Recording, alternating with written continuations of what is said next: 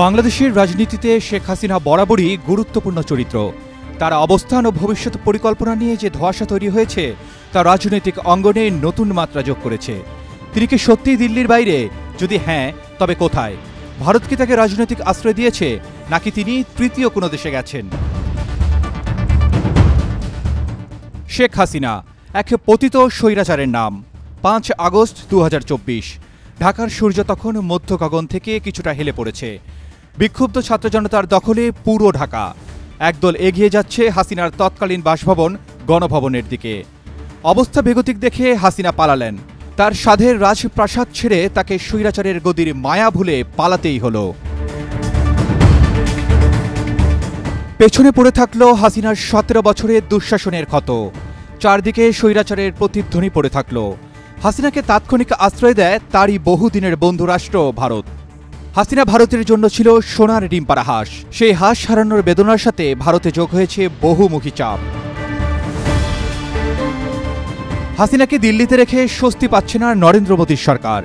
এবার নানা কূটনৈতিক সূত্রের খবরে জানা যাচ্ছে হাসিনাকে দিল্লি থেকে সরিয়ে নেওয়া হয়েছে।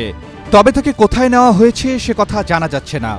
তবে সূত্রগুলো দাবি করছে তাকে ইস্টার্ন কমান্ডের কোনো এক নিরাপদ জোনে রাখা হয়েছে।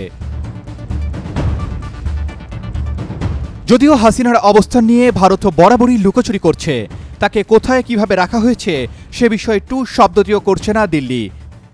তারা একটা রাজনৈতিক ও দ্বিরাষ্ট্রিক বিষয়কে ব্যক্তিগত হিসেবে নিয়েছে।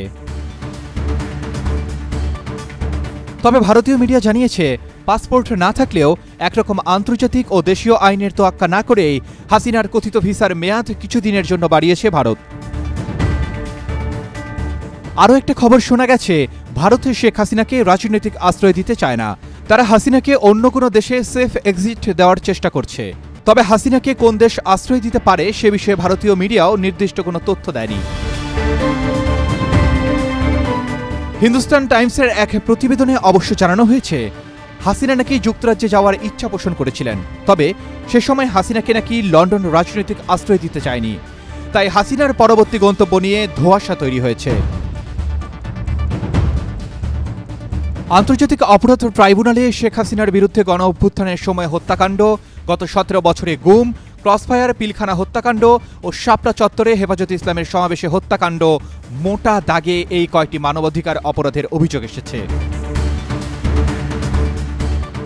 মানবতাবিরোধী অপরাধের অভিযোগে সাবেক এই প্রধানমন্ত্রীকে ফেরত পাঠাতে ভারতের কাছে বাংলাদেশে চিঠি পাঠিয়েছে গত বছরের 23শে ডিসেম্বর। তবে ভারত এতেও সাড়া দেয়নি। Arman Ali, Daily Sun.